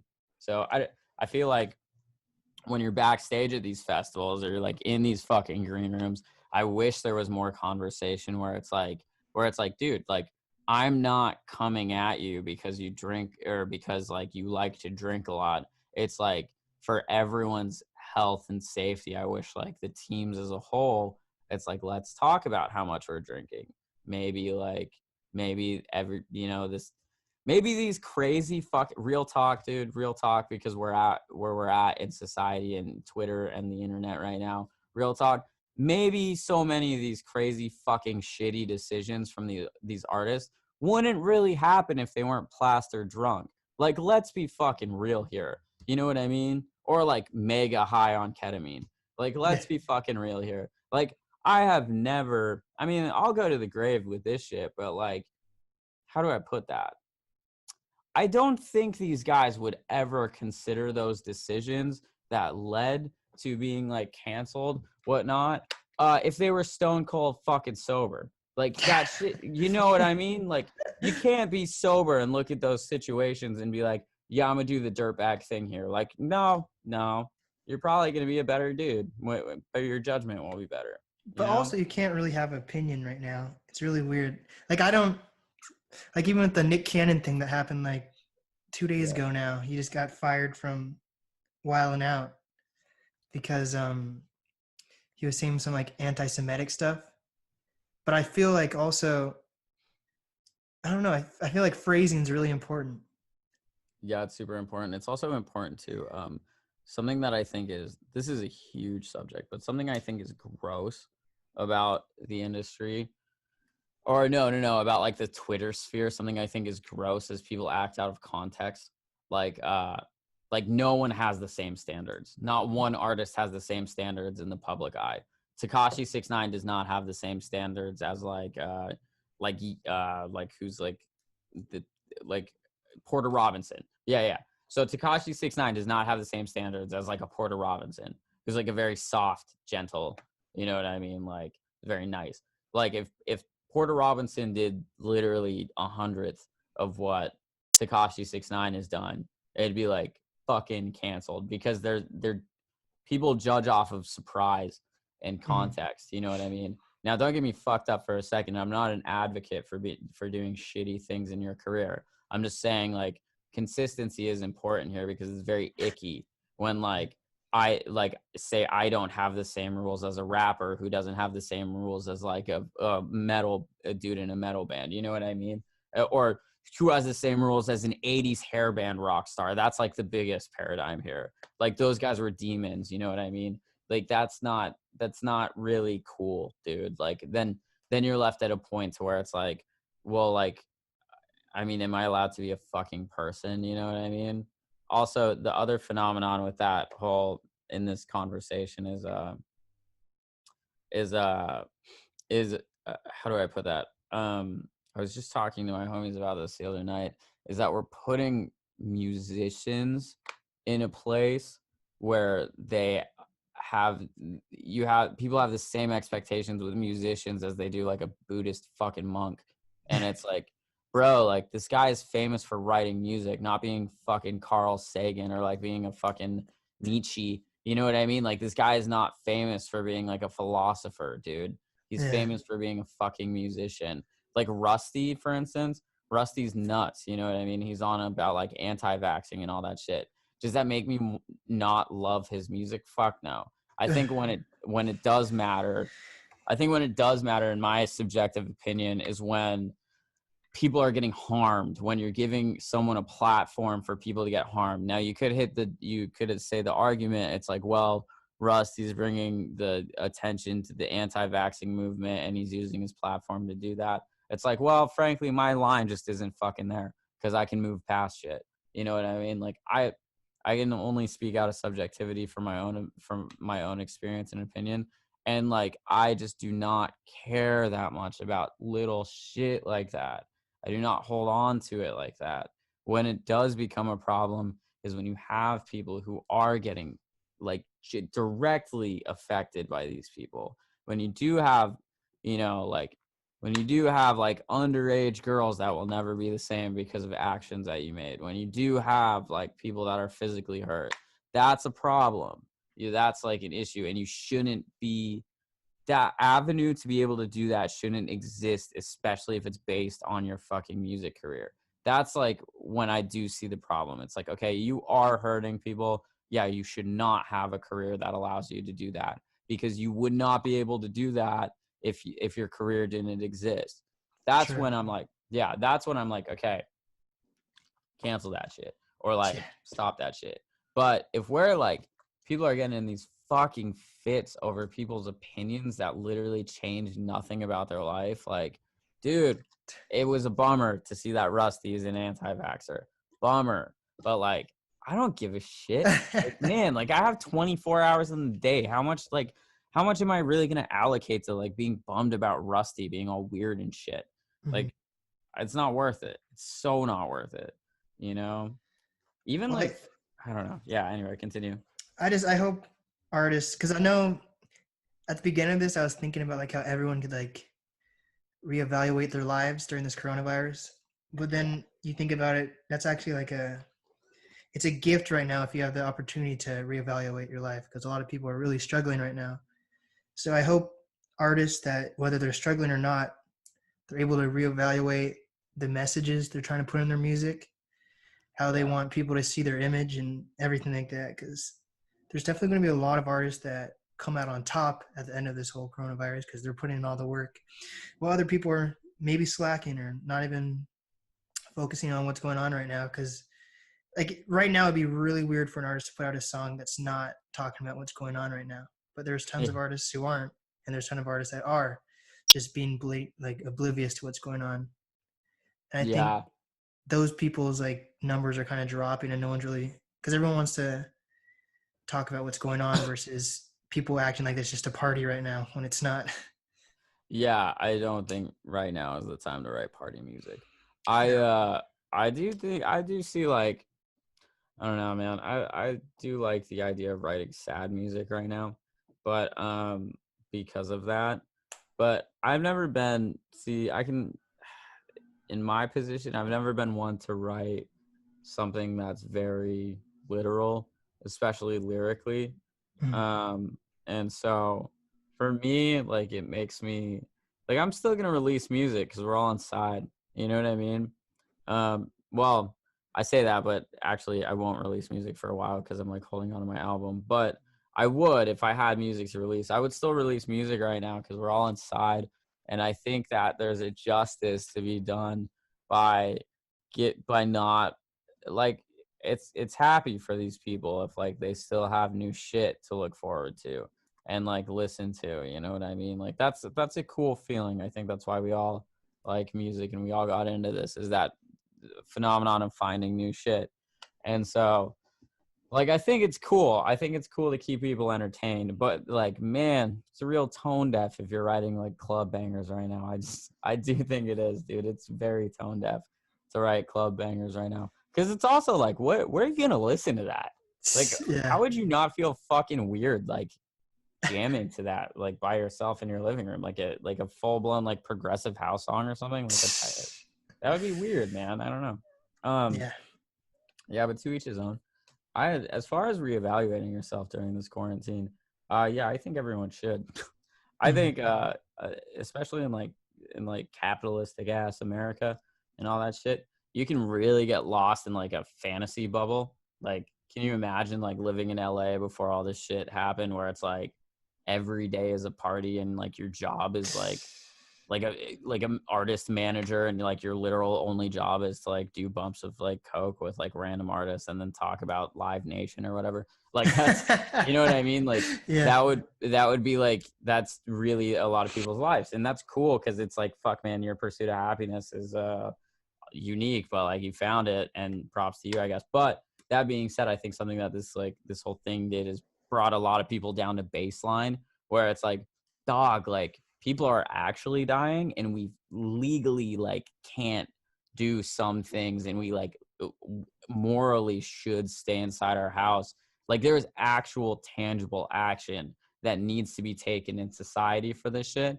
And I think like that has to bring a lot of people down to baseline to be like, oh yeah, like life is life. This is not a like the fantasy cannot go on forever. You know, it's kind of like the society equivalent to like going to Africa and fucking, or going to like a third world community and then seeing like, oh wow, people still walk 6 miles barefoot to get water. Like shit. You know what I mean? You gotta like reevaluate your stance in life and how you look at things, because like I don't know, you could just easily fall into being a parasite. And like, But what's sustainable actually? Like, is your career and what you were doing in life actually sustainable for like more than and the next paycheck or anything like that? yeah, It's yeah. crazy, Luckily, craziness. I'd say luckily, those wonderful people that might keep my career going, are still going, and luckily I've been able to pay bills, so that's cool. I hope that I have noticed that it took about this long for me to be like, hold up, like I haven't made money in like a while. Like this is getting weird. You know what I mean? It's taken this long to get to that point. So hopefully there's some finesses that come through. There's some things that I did that come through in the near future. Because, like, don't get me wrong, there's some companies that certainly owe me money, but like, as far as making new money, I'm like, it's getting dicey. For sure. But yeah, I Yeah, think doing interviews are like really important right now. It's just so everyone's so personable right now, in my opinion, with my experiences with interviews. Everyone really wants to express their voice and what's going on, and tweeting about it's not really what people want to do right now, because that's the easiest way to get canceled because of how political people are making this coronavirus. But yeah, hopping on a freaking podcast and explaining how you feel about what's going on, how you're currently doing, are you working, anything like that, I think it's beautiful. yeah. I think people should. I think people should. My take on this. I can't before I say I think people should dot dot dot. I can't tell anyone how to live their life. That's really how I live my life. It's like I can't impose my fucking will on you. You have sovereignty over your own body. You know what I mean? But subjectively, how I feel about it, I wish people would shut the hell up about wearing a mask. Like, dude, my guy, like, it's a piece of fucking cloth over your face. I'm sorry if this is controversial to like where you're at, but it's like, dude, like really the scale of severity here is so fucking imbalanced. It's like, man, so I used to be like a sponsored snowboarder, right? That was like what I did in my life, is I snowboarded every single day. Now and I'm doing physical activity while I'm snowboarding. So when I was like probably 12 through maybe even 10 through like 18, 19, you go outside every single day to do physical activity, face fully masked up, just fully masked up, dude. Like doing flips and shit off jumps, you know what I mean? Never once thought about how weird it was to have a piece of cloth over my face. Not one time ever. You know, it was just like, yeah, it's cold, you need that. And so if you break down like fundamentally like what it's like, you guys are just walking to the store, bro. Like, what do you I don't understand why that's so people are hurt about it, dude. People are mad hurt about it. And here's the thing too, is like being unbiased.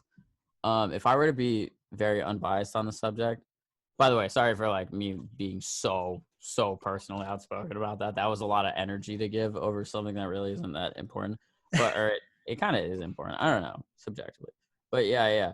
So if I'm gonna be unbiased about this thing, let's say like every single argument stands up on the other side of why not to wear a mask. You know what I mean? I just still like, there's a law passed right now to wear a mask. Like, even if like you're literally 100%, which I don't think they are, but like, let's say these people are 100% right with every point that they're making. It's like, I feel, I feel what that feels like. This is not an inconvenience enough for me to want to break a law. Like, get over it. I don't, you know what I mean? Like, I don't think like there's like a sheep herd mind control that's happening, because I don't know, man. Like, I just also like the metaphor of like two. No, actually, I don't even want to get into the argument of why you should or shouldn't wear a mask. I just do think that like, I subjectively feel like I wish people would stop arguing about it so much and wear a mask, because at the end of the day, either nothing happened and you didn't wear a mask, or you did wear a mask and you possibly saved someone's life, or you did wear a mask and nothing happened. Out of those three options, there's one that sounds the best, where it's like, I'm gonna stick with that one. And that's I wore a mask and possibly saved someone's life. You know what I mean? So it's just like, that's where I'm at with it, where it's like, please stop arguing about this silly ass I talk. know. Especially because the numbers prove that you need to just wear a fucking mask. Like, the numbers are fucking going up exponential. It's not like they're just gonna go down anytime soon. The more it spreads, you know. Yeah. Thank you. On a public forum, I think it's important to stay unbiased, and when you do express opinion, it's very specifically opinion based. But holy hell, is there a lot more evidence why you should wear a mask than what, you know what I mean? Like, bro, what's so crazy about that? I don't know. People are out of their minds and they're politicizing everything, and they're like almost like weaponizing those opinions so much, where it's like people are getting mad. It's really nonsense to me.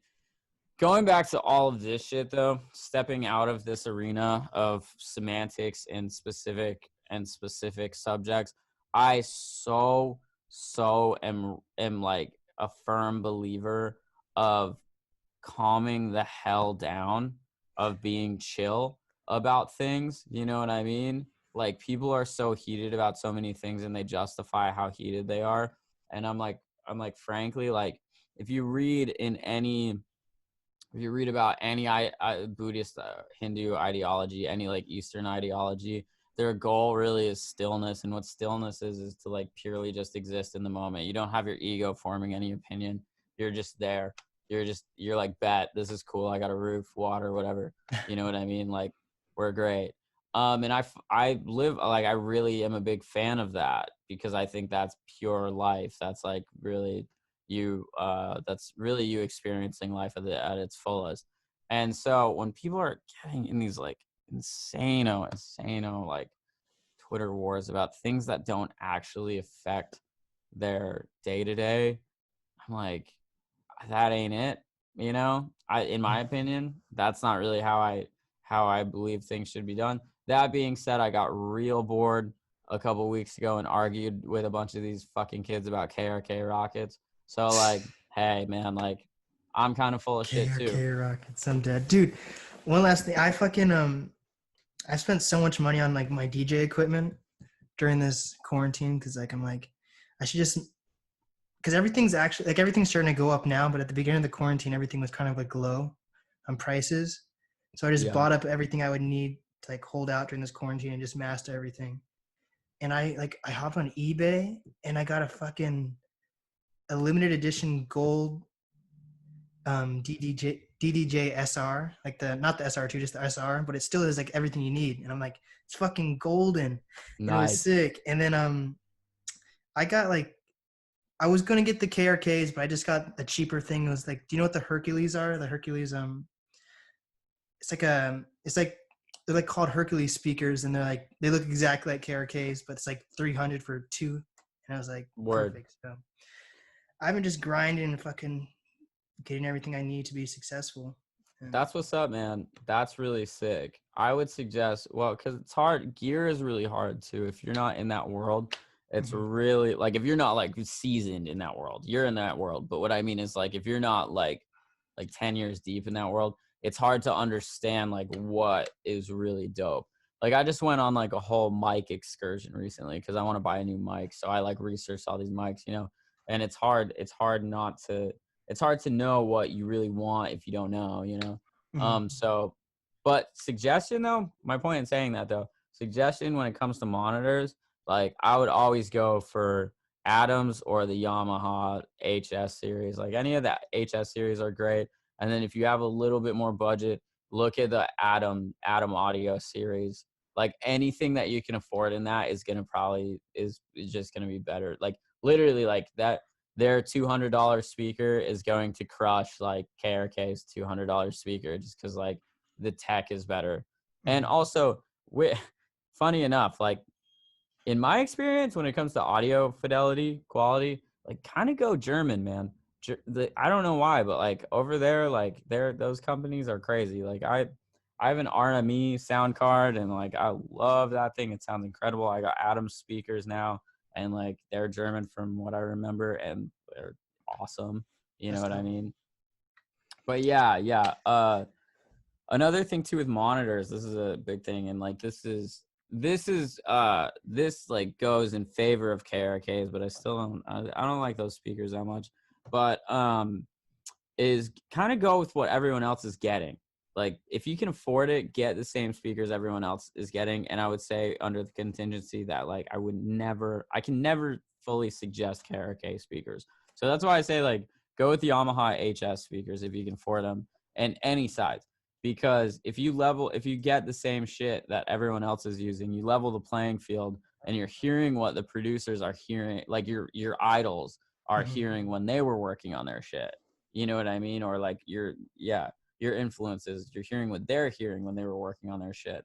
So it's not even just because of the fidelity of those speakers or like the character or flatness of those speakers. It's like if you're using the same speakers that your favorite producers are using, you can then work in the same arena as them. I would just say I would just not ever suggest rockets. Oh man, we've reached fucking 2 hours already. So, what is some advice that you have? Because you've been dropping a ton of gems, and I think it's gonna be a lot helpful interview for a lot of people.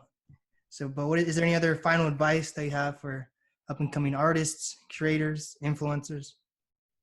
Yeah, man. I just wish more people were in it to bring something new to the table, man. I really do. I think there's just so many people that see like fuck, man, you got to look at yourself as a creative when you're entering the arena and when you're literally sitting there on your computer and you're like thinking about what you're doing and why you're doing it. When you're sitting there in your DAW, take a second to evaluate what is the end goal of what you're doing right there. And if it's to like sound like dude because dude is successful so you can get successful, then like you're not bringing anything new to the table. You know what I mean? Like come on, man, what are you doing? I just wish more people would enter the creative arena as like I'm going to express myself for myself, because I think if people saw that what what I independently think is cool. They would get why I think it's so cool. And then you can gain success out of that. You know, that's my Uniqueness. shit. Uniqueness is very important nowadays. I think people like. I think we were going through a phase where everyone wanted to sound alike, but I think that's kind of dying off. If that makes sense, it's like it's hitting like a steep cliff. Like Yeah. people like even with like I do a lot of research on like fucking previous interviews or like articles or like I'm always on like fucking Pitchfork even or anything like that looking at Pitchfork is different great. dude, and they're the most, I think they're pretty non-biased in my opinion, Yeah. but like they like fucking slam artists that sound the same. Even like if like on TikTok or something they're huge, they'll just fucking crush an album. I'm like, oh my god.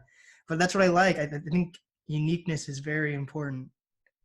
So I do too. I do too, because it's a creative game, man. I just like what are you doing? Like why would you make like it doesn't make sense unless you have motives that are to like essentially be a parasite off someone else's success, you know? Like why rip some shit like that? Like there's no, I don't yeah.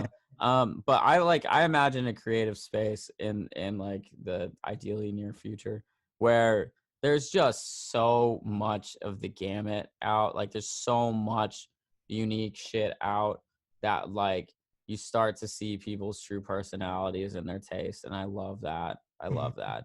Like people hurt a lot, you know what I mean? Like mhm. when the second I would say like the resurgence of dubstep happened, it was like so many like candy kids or whatever, so many rave kids that were into the same shit and they like had the same personality. It was like no disrespect to them, but like let's be real here.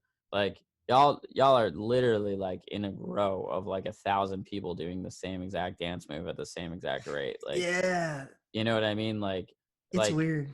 wearing like the same rainbow colors. Like it's just same humans right now. Like you're hurting and adopting the same mentality, which is like bet. Like I get unity, that's great, but like, it's just like it's just in an ideal world to me in a creative space. I would just love to see just so much like creativity, so much like unique shit. And I think yeah, I think we're heading. I think what coronavirus is gonna do really, because you can't go to shows now, is it's really gonna break that shit up. You know what I Mhm. mean? Because it's like you can't. All you have is the internet in your bedroom. Like, what are you gonna do? Just True. find more people. I don't know. Yeah, man. Dude, when things clear up, you definitely have to come to my studio and we're gonna do another interview. But like With it, I had a great time talking to you. Probably one of my longest interviews now. 2 hours. Yeah. It's dope. thank. But Yeah, that was cool. I ramble a lot. I love it. I love it, man. Oh yeah. So what is the easiest way to reach you? Email, email for sure. Oh, as a fan? Yeah, sorry. Oh, Twitter, dude. I guess, which is weird. Like, I'm not even popping on Twitter. Like, I'm definitely bigger on different social media networks. But I'm just Twitter's so fucking easy to like pay attention to what's happening. Like, Mhm, cause it's all text and all info. Like, yeah, I like Twitter, man. Yeah, that's really like the way to actually holler at me. You can jump on my Discord too. I try to stay busy on that, but it's tricky, man. Like Discord is not my native shit. And mhm. so like I sleep on it a lot, but I am pretty active on my Discord, especially if you at me, you know. And so on my SoundCloud, which is soundcloud.com/levitate music, all one word. There's a link for my Discord. You can get in there if you want to shoot the shit, like share some songs that you did, that kind of stuff. There's like a channel for sharing. But yeah, man, like that's how to actually talk to me. And like Instagram, I guess. Yeah, I definitely am active on my Instagram too. But yeah, Oh, I got, all my shit is on, if you're looking for my work visually, it's all on YouTube and Instagram. You can see all my visual work on YouTube and Instagram. And then the audio is on my Spotify and my SoundCloud. And my IG is at levitate.mp3. My YouTube is youtube.com/levitateofficial. Uh, yeah, I said my SoundCloud. Spotify, you can just find me if you search LEV on Spotify. Fucking, if you're a music nerd and you want to hear me ramble like this, but about music production specifically, you can hit the Patreon. Oh, that's a huge thing. Yo, Yeah. actually going back to the monetizing thing. I got into Patreon and like because I'm known for like sound design and shit like that. That was a big thing that keeps this shit afloat. That like keeps like some bills paid. So that can help artists a lot. But yeah, you can catch me on Patreon at patreon.com/LEViTATEofficial. I'm in all the shit. You know what I mean? Like I'm Yes. out there. I manage myself, so it really comes down to how much time I spent just getting on these fucking social media networks. Fucking LO, fucking Audio Mac. I don't actually use LO anymore, but fucking Audio Mac has some of my shit. Audios, fucking Hey, Tumblr, whatever. there we go, man. See, anyone can do it if they have the heart, you know, and you're living proof. 100. Well, I write this weird shit too. I like it. I like it actually a lot. I like your visuals with it too. Like Thank even you. those like small GIF type things also on like Spotify when your music's playing, all that stuff is dope as fuck. Yo, I like recently got the access to do that. That has Um, not always been around. I only got that probably like 5 months ago or something like that. oh, And wow. like that's my favorite shit, dude. Like as a visual artist, I'm like, this is Fucking so cool that fire. I can do that. Yeah. Well, this is the NAS podcast with. Levitate. There we go.